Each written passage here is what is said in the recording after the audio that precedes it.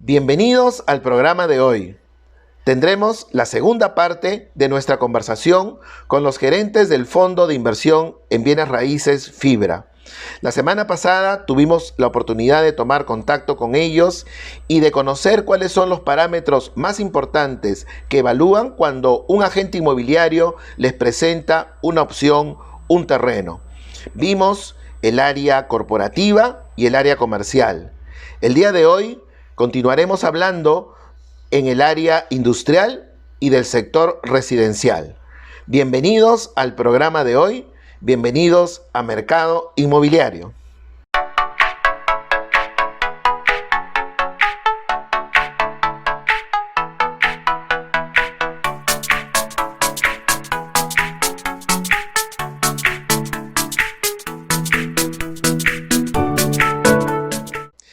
Iniciamos esta segunda parte con el equipo de Fibra. Para ello, le doy la bienvenida a José Enrique de la Borda, su gerente general, con quien empezamos este programa la semana pasada. Y José Enrique, es un gusto tenerte nuevamente a ti y a tu equipo en el programa. Desarrollamos el tema de oficinas, el tema retail. ¿Qué van a ofrecernos el día de hoy? Ante todo, gracias Víctor nuevamente. Fue creo que muy buena la reunión y la charla de la semana pasada. Así es. Y para hoy la idea es complementar lo que empezamos comentándoles sobre las inversiones que hacemos en el sector industrial y en el sector de vivienda residencial, que probablemente sea el donde mucho más relación tengan los agentes inmobiliarios en el Perú y viene siendo una actividad clave para nosotros, ¿no? Como comentamos en el programa anterior, Fibra es un fondo de desarrollo inmobiliario que invierte en proyectos inmobiliarios para darle rentabilidad económica a sus inversionistas. Y nuestros inversionistas son las AFPs peruanas y compañías de seguros, que son inversionistas institucionales, ¿no? Tenemos un ADN 50-50, diríamos, entre lo que es inmobiliario y lo que es financiero. Inmobiliario porque los proyectos tienen que hacer sentido, tienen que ser proyectos atractivos, para que puedan ser alquilados o vendidos al mercado inmobiliario, pero hay un componente importante financiero. Tiene que haber un retorno económico o una utilidad para poder generar mejores pensiones para todos los peruanos a través de las AFP, ¿no? Entonces, ¿Cuáles son, estimado José, los índices más importantes que ustedes como Fibra, como fondo, toman en cuenta? La tasa interna de retorno, ¿no? La TIR, por ejemplo, es una de ellas. Yo te diría que es la TIR. La tasa interna de retorno de un proyecto es la principal variable con la que evaluamos el proyecto y con las que nos dan a nosotros también los inversionistas. Estamos hablando de más o menos entre qué y qué valores para la TIR del proyecto. Sí, lo que el fondo apunta a tener retornos económicos netos de alrededor del 12%. Esto quiere decir que los proyectos tienen que rentar un poquito más en promedio, porque el fondo tiene gastos, ¿no? Una serie de gastos de valorización, entre otros gastos que propios de la estructura. Entonces, estamos hablando de proyectos que en promedio tienen que rentar entre 14 y 16%. Pero nuevamente, entre promedio, hay proyectos que rentan un poco más, hay unos que rentan un poco menos. Correcto. O sea, va a depender un poquito del sector en el cual estemos trabajando, pero un promedio sería más o menos 12% para arriba. Para arriba. Exactamente. Una tipa para hacerlo sencillo, exactamente. Eso es un buen resumen. Muy bien. ¿Qué te parece entonces, estimado José, si le damos la bienvenida a Juan Francisco Aranda? Él es el gerente a cargo de las inversiones en el subsector industrial. ¿Qué tal, Juan Francisco? Qué gusto volverte a saludar.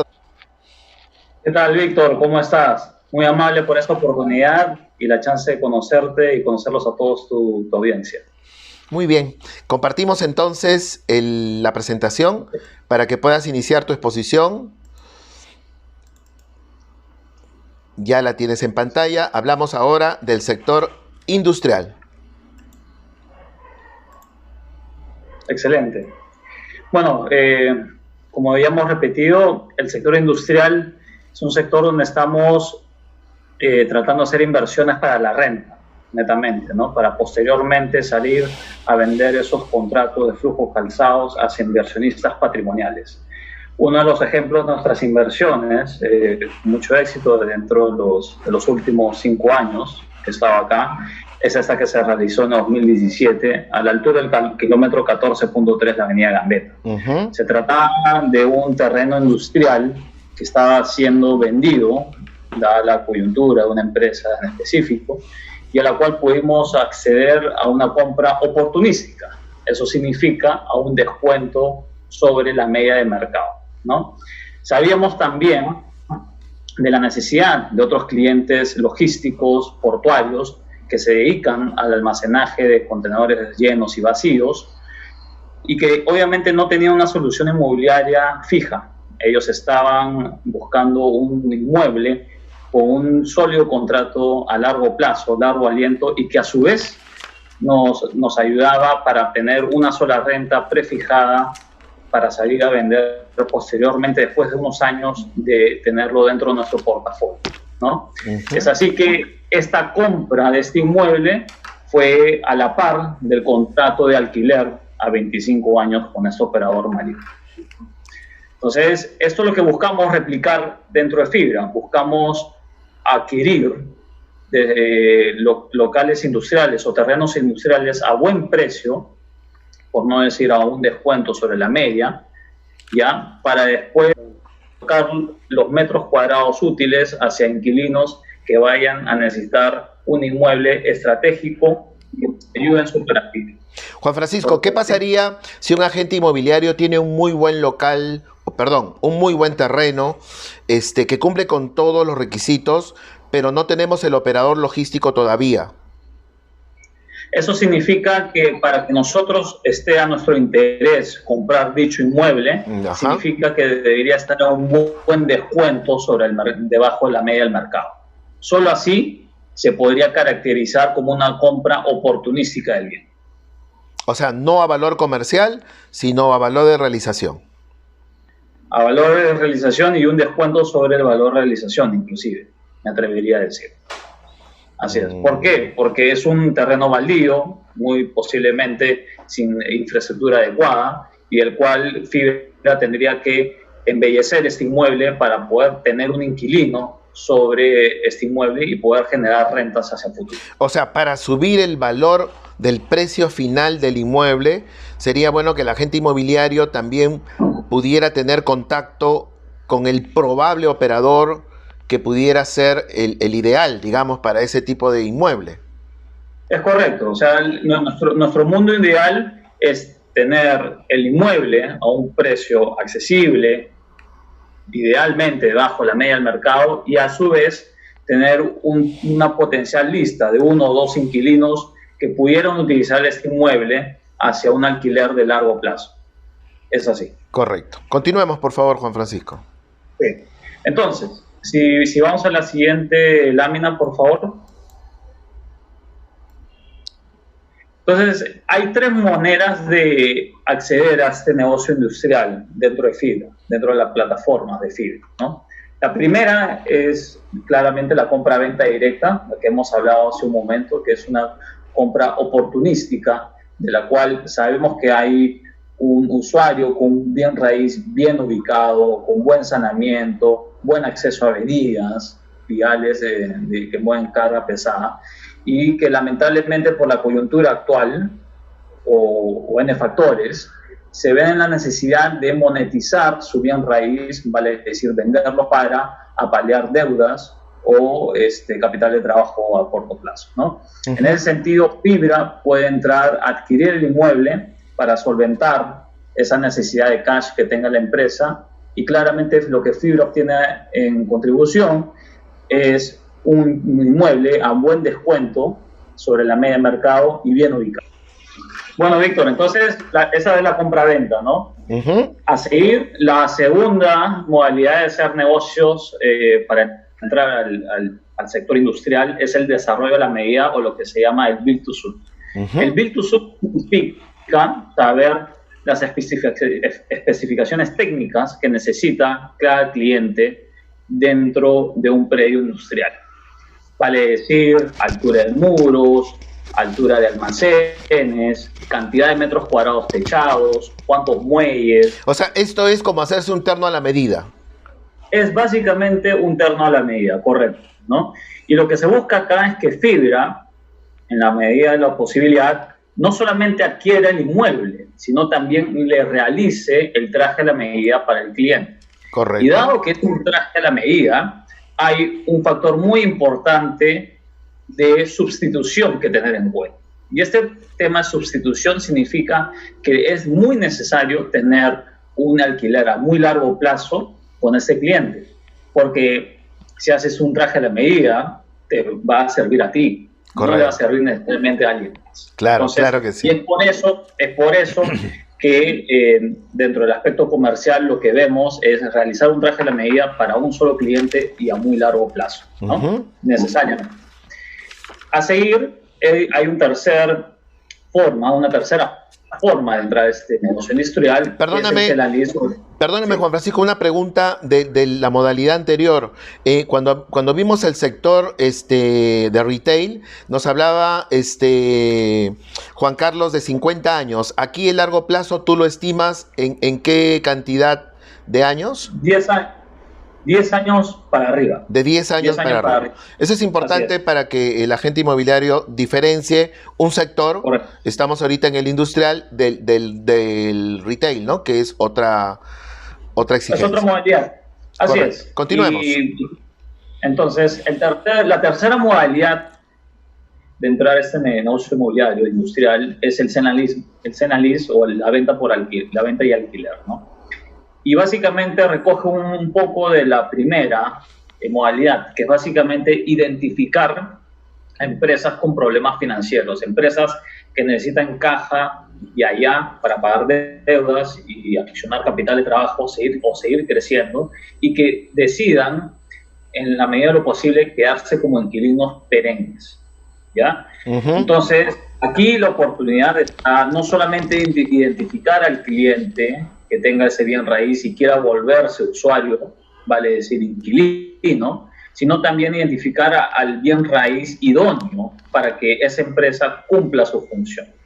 Como bien sabemos, una empresa industrial gana más en su operación, ya sea de manufactura o retail, de venta de productos que ellos mismos hacen, y gana menos por el lado inmobiliario, porque el lado inmobiliario es un activo fijo que te arrastra mucho en tu balance, ¿no? Entonces, para hacerlo sencillo, es una venta y alquiler conjunta hacia un mismo inquilino. Y esa es la tercera opción. Juan Francisco, esta opción me parece interesante. Eso significa que si un agente inmobiliario tiene un cliente que es dueño de su planta industrial, vamos a suponer, sí, ¿no? Y necesita liquidez, el fondo le compra su propiedad, ¿no es cierto? Y luego se la alquila para que pueda seguir operando sin necesidad de tener que mudarse ni de rediseñar todo el tema logístico y dispone de esa liquidez para poder saltar y tener un apalancamiento financiero que pudiera necesitar la empresa. Correcto, así es. No hay limitaciones en ese caso. En ese caso, Juan Francisco, ¿no hay limitaciones de ubicación, de áreas o de características?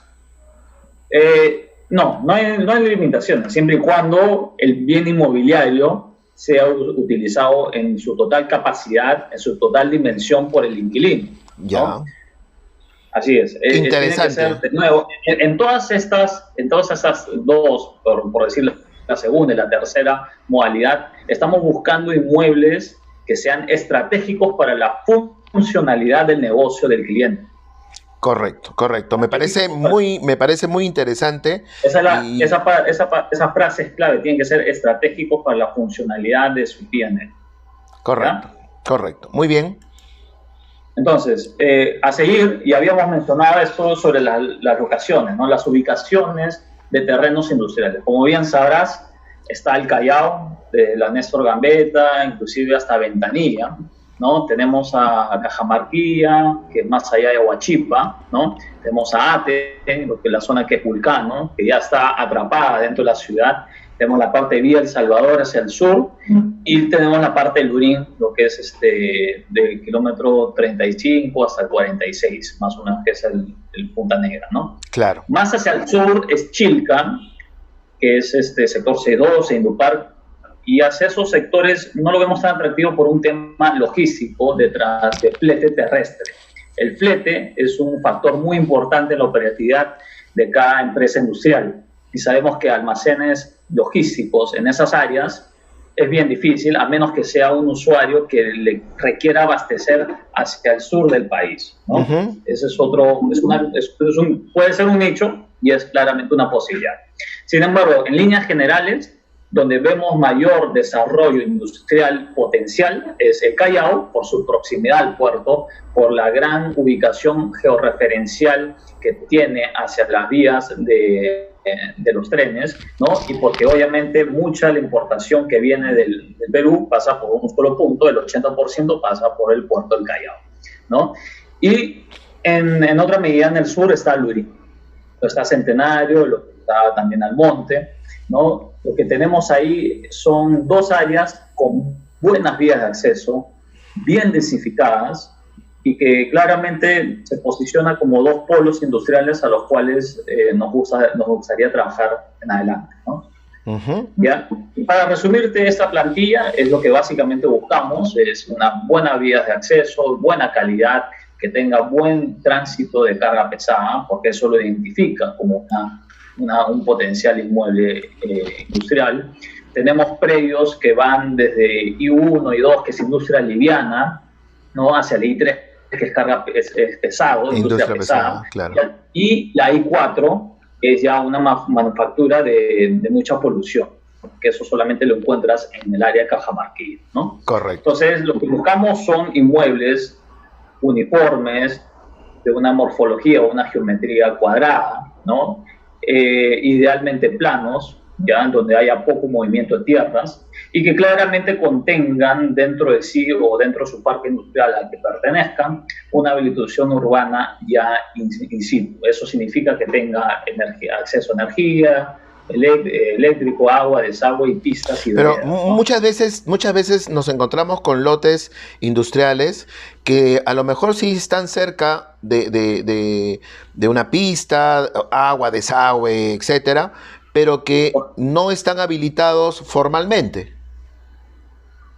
Es correcto. Y sí, sí también hemos mostrado bastante interés en adquirir esos tipos de terrenos.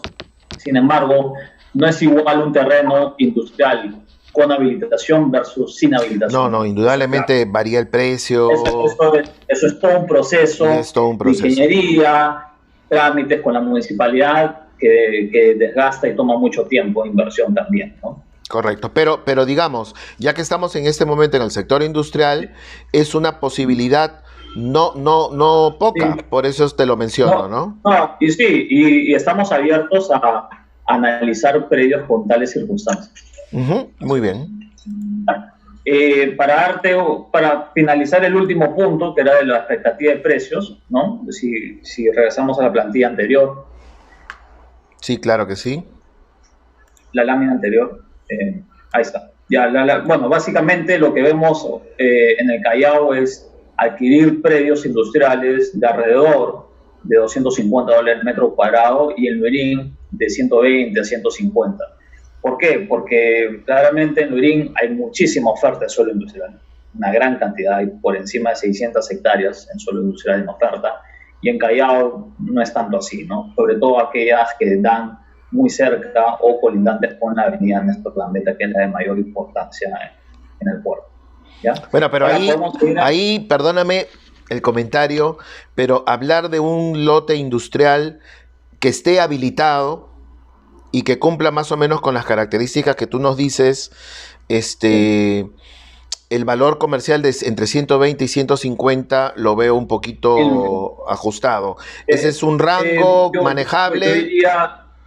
Yo diría, discúlpame que vaya en contraargumento a lo que mencionas. Yo sí conozco suelos industriales en Lurín que están alrededor, inclusive debajo de esos precios, ¿no?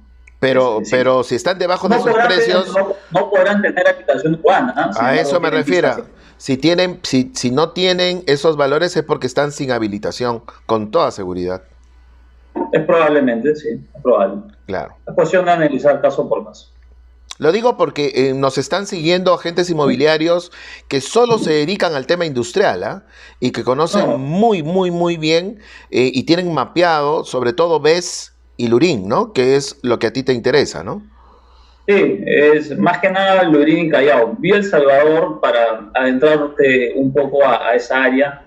Lo vemos con interés, sin embargo, sabemos que no tienen las vías necesarias para manejar carga pesada como lo tiene Lurín. No las tiene. Está bien, estará más cercana a Lima que Lurín, es correcto.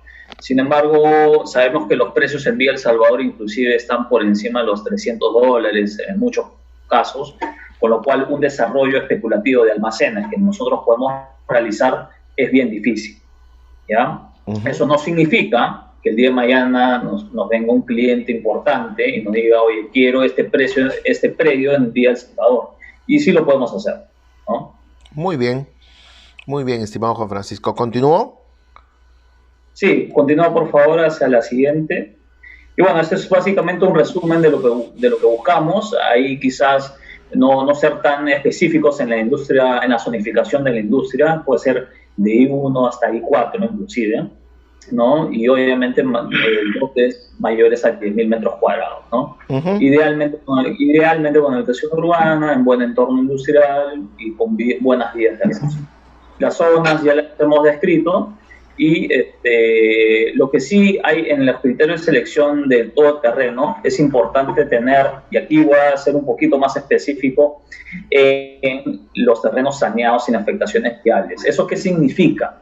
Eso significa que cuando uno compra un predio industrial y da su naturaleza, donde hay mucho desorden urbano, tienes vías de acceso que pueden afectar tu predio. Y la forma de ver cómo esas vías afectan a ese predio es solicitando un certificado de zonificación y vías y un certificado de búsqueda catastral. Claro. De esa manera, tú tienes por certeza que este lote no es afectado o cortado por la vía a la que colinda, ni tampoco por el vecino con el que colinda. Y eso a veces es frecuente, ¿no? En este tipo de mercado es frecuente, sí. Y en este tipo de mercado, como el sector industrial, que ha sido propenso a invasiones y otras cosas, es muy común. Sí. Y lamentablemente es la situación con la que debemos vivir en Lima, ¿no? Y en todo el país. Entonces, estos certificados son parte de un diligence legal y técnico una vez que Fibra manifiesta interés sobre el predio en adquirir y hay un cierre comercial. No se necesita antes. Sin embargo, es muy importante que lo tenga en consideración la audiencia que nos escucha, porque es algo que se va a realizar de todas maneras, ¿no? Muy bien. Finalmente, bueno, las consideraciones para los inquilinos. O sea, idealmente lo que buscamos es un inquilino que esté en ascendencia, ¿no? Que tenga un nicho de mercado, una trayectoria sólida por encima de 10 años, ¿no? Un buen modelo de negocio, una plana gerencial respetable, digna en el mercado financiero, que no tenga yayas en el mercado financiero o deudas atrasadas, idealmente no, y que claramente eso se refleje en unos estados financieros habitados en su preferencia, ¿no? Eso por el área del arrendatario, del inquilino, ¿no? Y bueno, finalmente para decirte que aquí lo que buscamos hacer es un conjunto de cosas, no solamente la parte del match, de la compra con el inquilino encima, sino también la parte de desarrollo, que es almacenes para el arriendo especulativo, ¿no? Muy bien, Juan Francisco, como siempre, súper claro, súper directo, que es lo que necesitamos.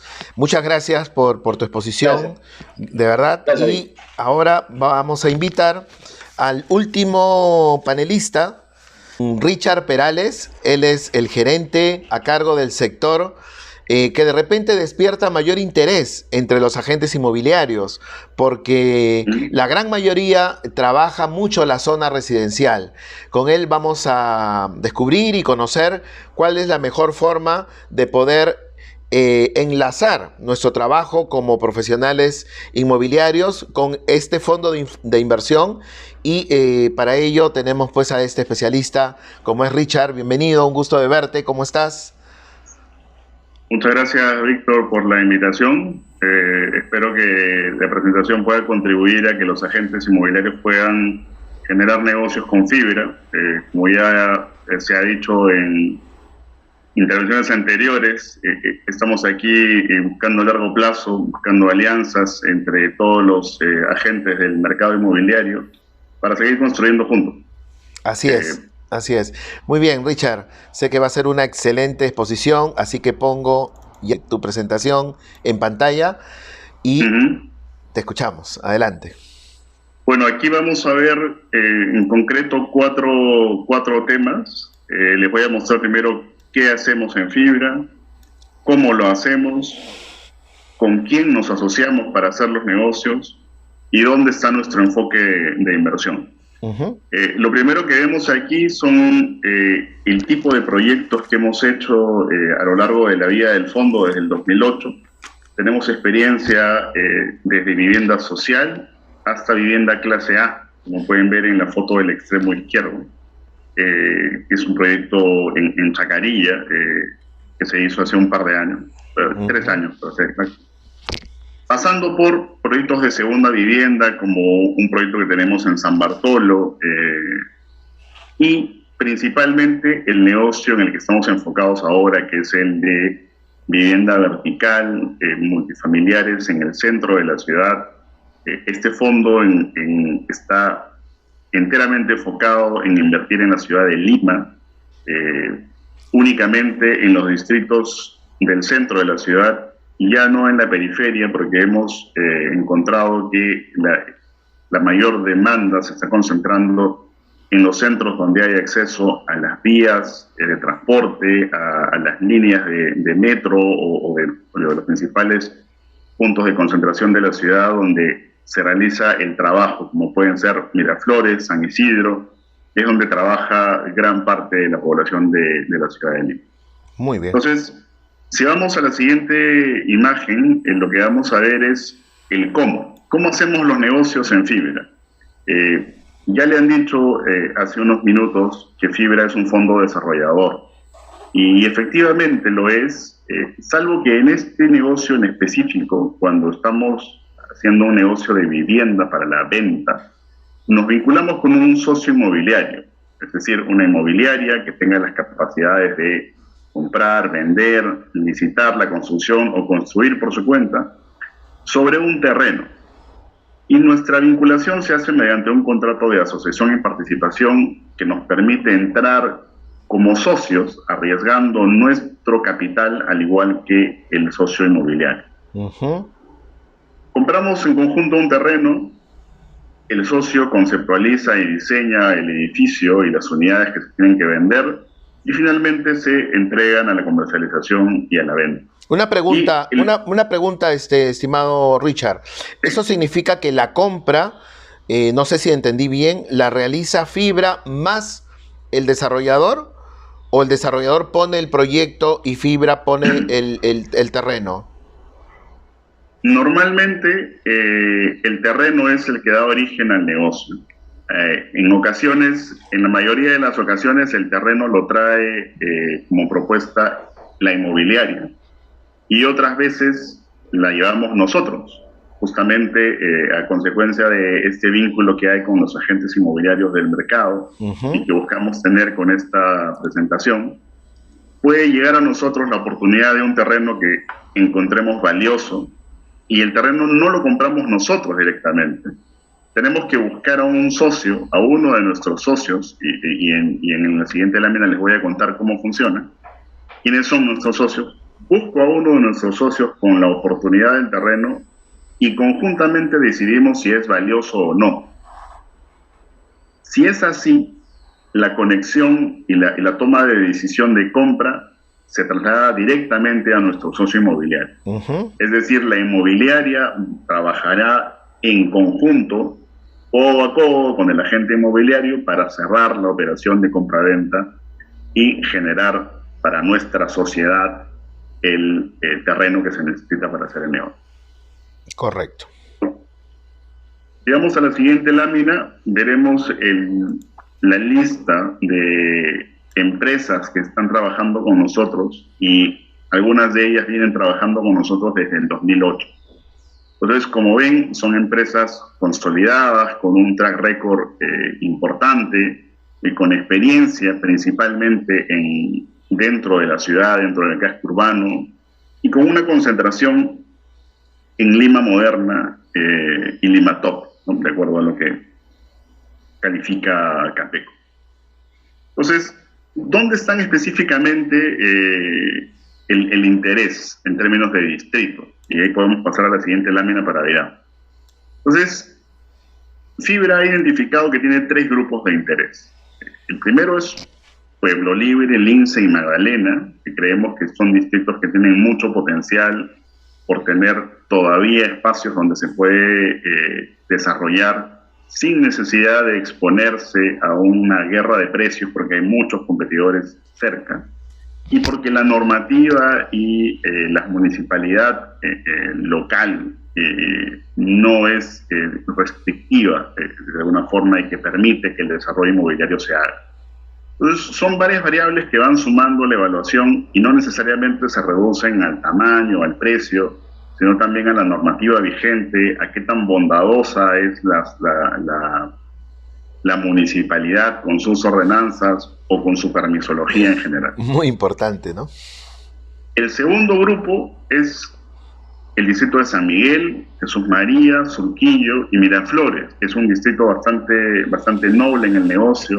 Hay, sin duda, Miraflores y Jesús María son los 2 distritos que tienen más proyectos de desarrollo residencial en Lima. En ese orden, la concentración de proyectos es bien importante en esos distritos, y a consecuencia de ello, la selección de los terrenos se hace mucho más rigurosa. Claro. Porque sabiendo que se tiene que ingresar a un mercado, a competir, si bien es atractivo, pero con mucha competencia, no se puede ingresar con un terreno que es más o menos valioso o no. Tiene que ser súper valioso, si no, no hay oportunidad. Y eso pasa por encontrar principalmente una buena esquina. O sea, una esquina permite una mejor arquitectura, permite un mejor producto, permite mayor altura inclusive, ¿no? Claro. Y en tercer orden, el tercer grupo de interés está en Surco, en algunas zonas de Surco, porque Surco es enorme. En realidad, Surco tiene mercados de vivienda social hasta vivienda clase A. Uh-huh. Nos vamos a mantener en la clase intermedia, ¿no? Probablemente donde se puedan hacer lo que les mencionaba en la foto al inicio, edificios de 15, 20 pisos, con 100, 150 unidades de departamento. Ese es el tipo de producto que estamos buscando hacer, en el cual se pueda hacer una inversión, desarrollar todo el proyecto y en 3 años invertir, construir, vender y salir de la inversión. Ese es un poco el espíritu que hay detrás del enfoque. Y bueno, está Surco, San Borja y San Isidro en ese orden de prioridad. Uh-huh. Y si vamos a la siguiente, vamos a hacer un zoom del análisis, quizás a manera de un ejemplo de cómo el interés se concentra en un distrito más que en otro. Y este es el ejemplo de las ordenanzas sostenibles del municipio de Miraflores. La verdad es que este distrito ha sido uno de los pioneros en promover proyectos que sean sostenibles en términos de ahorros de energía y ahorros de recursos hídricos, y en consecuencia de eso premia el desarrollo de un edificio residencial con mayor altura, reduciendo el área mínima de los departamentos y reduciendo inclusive el número de estacionamientos, a cambio de que el proyecto tenga una certificación LEED. Esto es, la verdad, bastante importante porque permite en un terreno o en una zona donde se podía hacer determinada altura, poder ganar entre 2 y 5 pisos, dependiendo de las zonas que hayan definido privilegiar Miraflores. Claro. Esta es parte de la explicación por por lo cual Miraflores ha concentrado muchos proyectos en los últimos 2 años, que mantienen vigencia esta ordenanza, que ha ido cambiando también en número, o sea, se han ido modificando y robusteciendo, modificando los requerimientos, pero el espíritu es el mismo. Y la verdad es que eso está ayudando bastante. Y ojalá que esto pueda ir a otras municipalidades, ¿no? Ese Surco creo que tiene... Justamente lo que iba a mencionar. Sabemos que hay otros distritos que están trabajando ordenanzas similares. San Isidro lo hizo en su momento, ha sacado una versión alternativa ahora. Está trabajando Magdalena también, y probablemente Surquillo, si mal no recuerdo. Entonces, y yo creo que este puede ser un espacio en el cual hay que estar muy atentos a las ordenanzas, porque las oportunidades pueden llegar de un origen normativo, más que de un origen comercial. Entonces, aquí también los invito a estar atentos a las modificaciones que existan en este espacio normativo para buscar oportunidades, si es que hay alguna esquina que va a tener, o que sabemos que va a tener, una zonificación privilegiada, que mejore constructibilidad, que ayude a tener una densidad más alta y que promueva el desarrollo sostenible, pues la podríamos tomar de primera mano. Muy, muy importante, ¿no? Muy importante esta gestión de las municipalidades.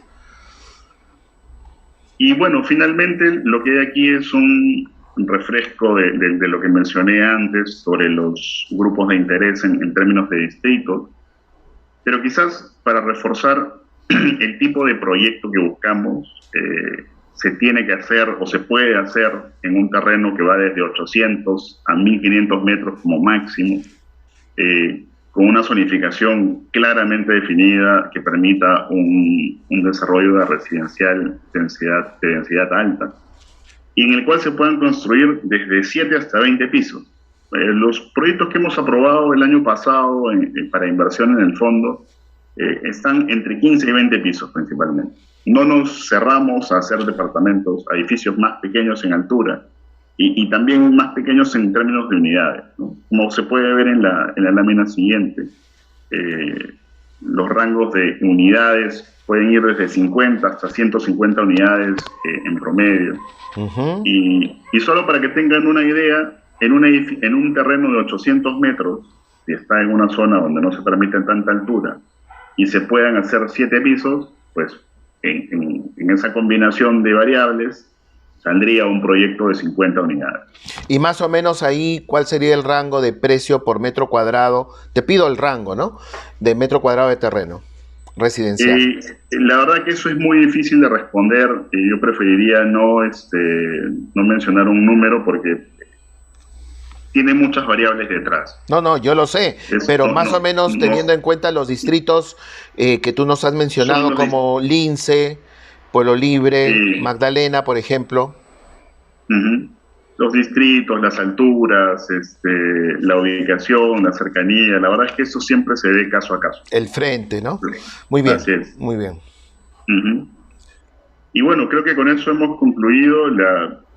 Las siguientes láminas creo que tiene que ver ya más con un tema conceptual en relación a lo que nosotros estamos buscando como requerimientos mínimos. Muy bien. Esa última parte la va a exponer José de la Borda, ¿no?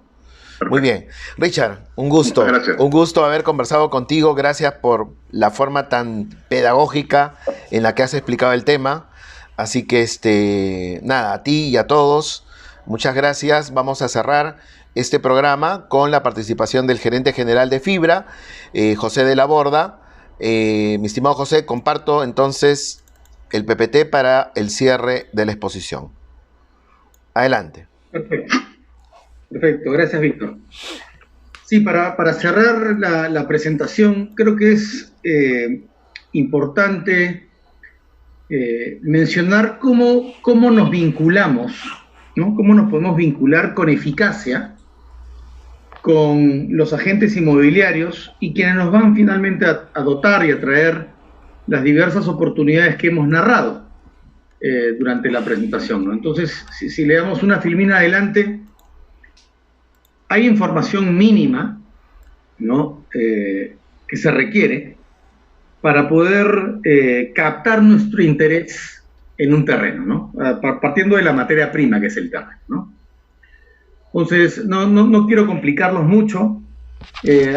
Nosotros para interesarnos en un terreno tenemos que analizar diversas variables, pero la llave de entrada, o la información crítica inicial para que nosotros mostremos interés, está descrita en esta filmina.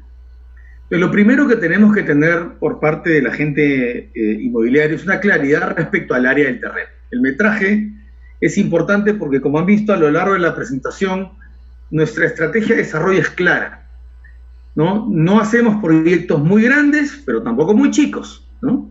Entonces, el metraje nos sirve para discriminar la tipología de proyecto, el tamaño y el interés puntual, y ver si calza con la estrategia. Ese es el primer punto sobre el cual tenemos que tener claridad, el metraje. Más adelante, si nos interesa un terreno en particular, analizaremos la forma, el perímetro, pero el área es una primera variable, ¿no? Correcto. El segundo punto relevante es el precio por metro cuadrado o el precio total del terreno, ¿no?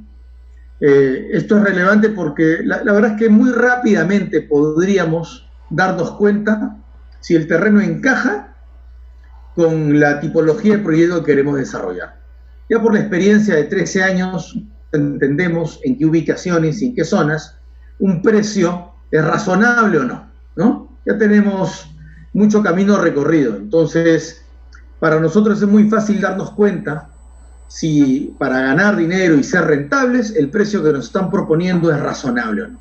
Ahora, ahí permíteme una pregunta, estimado José.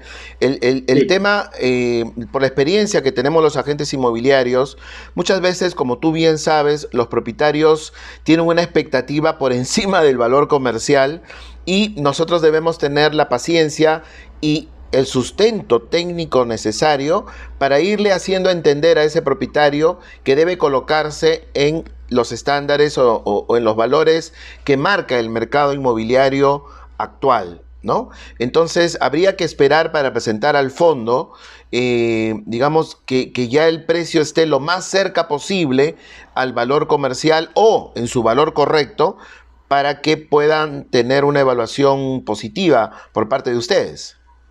Sí, yo te diría que en general entendemos que siempre hay un rango de negociación donde el propietario puede partir un poco más arriba y nosotros entendemos que va a haber un ámbito o un contexto en el cual se va a negociar ese precio y vamos a hacer ese baile juntos, digamos, ¿no? Ya. Claro, el problema está cuando las expectativas del propietario son demasiado elevadas. Sobrepasan absolutamente la racional técnica, ¿no? Quizás no sea el momento de presentarlo al fondo todavía en esa primera etapa. Quizá no. Claro, si es un buen terreno, una linda esquina, nos interesa saber lo que está pasando en el mercado, pero la respuesta va a ser, oye, me interesa la ubicación, me interesa el área, pero hay que pues, educar un poco a veces al propietario y que entienda que el precio que uno pide por su terreno tiene relación con la ubicación, con los parámetros constructivos que le permiten, ¿no? Con el negocio que se va a poder montar encima, y a veces la labor del agente inmobiliario pues es educarlo, ¿no? Educarlo hasta llegar a un punto donde ya hace más sentido transar, ¿no? Sí, así es. Esto va a pasar con el fondo y va a pasar con cualquier otro comprador racional que quiere desarrollar un proyecto inmobiliario finalmente, ¿no?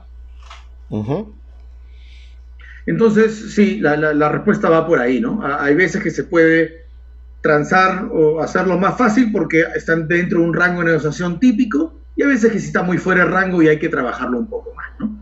Correcto. Y el tercer punto, también crítico, para nosotros mostrar un interés claro y preciso, es la ubicación, ¿no? La ubicación la tenemos que conocer. La ubicación es crítica para nosotros, y la ubicación no es simplemente que está ubicado en este distrito o aproximadamente cerca de este cruce de avenidas, sino una ubicación detallada y precisa, ¿no? Porque de eso depende. Yo hablaba un poco del ADN de Fibra. Somos inmobiliarios pero financieros, Y la mitad del ADN es inmobiliario y la ubicación, como todos conocemos, es crucial para saber si un proyecto va a funcionar o no va a funcionar, ¿no?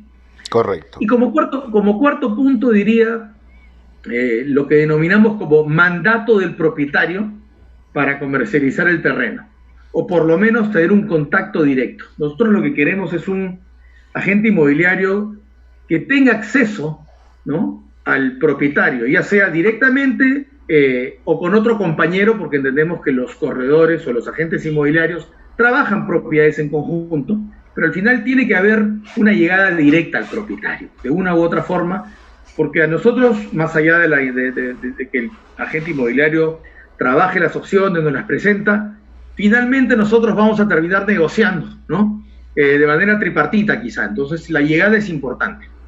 Entonces tiene que haber un mandato o una autorización o un contrato de reconocimiento de comisión, algo que una a ese agente inmobiliario con el propietario, para que hayan reglas claras de juego desde el inicio, ¿no? Pero sobre todo que haya llegada, ¿no? Y no sea una triangulación muy larga, ¿no?, de información, ¿no?, que puede complicarse y complejizar cualquier negociación. No, mira, en ASPAI, y no solamente en ASPAI, en todas las demás asociaciones, gremios y en general en el sector inmobiliario, estamos todos trabajando y muy preocupados de formalizar realmente la actividad del agente inmobiliario, y para ello el punto de partida es esta carta de autorización, este contrato o convenio, como le queramos llamar, porque de lo contrario simplemente es un dato y no se está trabajando seriamente la propiedad, ¿no? Estoy 100% de acuerdo con esa visión, Víctor. Creo que con estas autorizaciones o acuerdos comisionales se formaliza el mercado y acostumbramos a los propietarios también a que el agente inmobiliario está invirtiendo tiempo y recursos y a cambio de eso tiene que tener condiciones claras, ¿no?, de cómo trabajar para poder presentar las oportunidades al mercado, ¿no? Así es. Es profesionalización, efectivamente. Entonces, creo que con estas 4 variables iniciales nosotros podemos responder rápidamente, ¿no?, al agente inmobiliario que nos traiga una alternativa de inversión, ¿no?, sobre nuestro interés, ¿no? Evidentemente, luego de manifestar nuestro interés inicial, vamos a entrar en un diálogo mucho más corriente con el agente inmobiliario y seguramente a pedirle mayor información, porque la inversión inmobiliaria necesita otras aristas de análisis, otros puntos de análisis, pero con estas 4 pueden captar nuestro interés, que es la llave inicial, ¿no?, para cualquier transacción de compraventa que podamos hacer. Luego ya, más adelante, pediremos más información, ¿no? Pero para no complicar, creo que esta es la base. Muy bien. ¿No?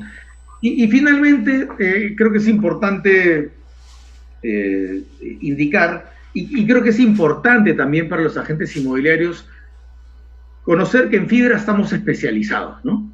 O sea, cada uno de las personas que ha estado en esta charla, en estas 2 charlas que hemos tenido en realidad, tiene un área de expertise, y un área funcional donde se desenvuelve con mayor profundidad, ¿no? Entonces, es el caso de Richard Perales, trabaja de manera directa los proyectos de vivienda, Mario Huerta los de oficinas, Juan Francisco Aranda los de industrial y Juan Carlos Ascoitia los de comercio o retail. Pero es particularmente importante el hecho de estar especializados porque nos da mucha profundidad. El hecho de que cada una de estas personas conozca a profundidad su nicho implica que estas personas hablan el mismo idioma, ¿no? El mismo idioma especializado que el agente inmobiliario. Un agente inmobiliario especializado en industrial va a poder hablar el mismo lenguaje. No se van a poder conectar. Van a poder hacer ese match directo, ¿no?, y llevar a puerto de la mejor manera una transacción inmobiliaria, ¿no?, porque estamos especializados, ¿no? Muy bien, muy bien. Quisiera pedirles a todos que pudieran abrir sus cámaras para poder cerrar este segundo programa con este gran equipo que nos ha acompañado de Fibra. Quiero decirle y dirigirme a todos los agentes inmobiliarios y decirles que tuve la oportunidad de conocer a José de la Borda, a su equipo y hemos querido compartir con ustedes esta información que la considero muy importante porque nos abre, como decía en algún momento, puertas para poder tener una visión de trabajo distinta, a lo mejor a la venta de un departamento, ¿no? O a la venta de un local, sino abrir un poco el espectro, sobre todo en estas épocas en la que debemos tratar de exigirnos mucho más y de esforzarnos mucho más para lograr nuestros objetivos. De verdad, les agradezco muchísimo a cada uno de ustedes, José, Richard, Juan Francisco, Juan Carlos y Mario, por habernos acompañado en esta programación de mercado inmobiliario que se va a compartir con todos los agentes inmobiliarios de nuestro país. Quizás esta sea la primera de una futura conversación que podamos tener de repente en vivo para poder resolver y absolver las preguntas que los agentes inmobiliarios puedan tener en línea. Resulta a veces mucho más dinámico, pero estoy seguro que hemos podido lograr el objetivo de este programa, así que mi abrazo fuerte a cada uno de ustedes y a todos los agentes inmobiliarios que nos han escuchado, que nos han seguido. A través nuestro pueden tener el correo electrónico, el teléfono de contacto para poder vincularse, ¿no? con Fibra y poder realizar ese trabajo. Quisiera solo unos segundos, mi querido José, darte a ti la palabra para poderte despedir a nombre de todos. Sí, no, muchas gracias, Víctor, por la oportunidad que nos das de presentar a mi equipo de gestión, ¿no? Y sobre todo la oportunidad que nos das a todos, a nosotros y a SPY, para fortalecer este vínculo y mirar el largo plazo, ¿no? Lo que finalmente estamos buscando son relaciones de largo plazo, ¿no? Para poder hacer, como lo describí en la anterior charla, una calle o una carretera de doble vía, ¿no? Nuestro interés, ¿no? por desarrollar activos y que se compenetra con el profesionalismo del gremio de ASPAI, los agentes inmobiliarios que nos pueden presentar este tipo de oportunidades que encajen con donde invierte este fondo, ¿no? Así es. De manera redundante, muchas gracias por el espacio y por el tiempo. Así es. A todos, ¿no? Que este año 2021 sea bueno, sea beneficioso, sea exitoso para todos los que estamos poniendo lo mejor de nosotros, nuestro conocimiento, nuestra experiencia y, ¿por qué no?, el esfuerzo constante para poder lograr éxito en la labor que cada uno realiza.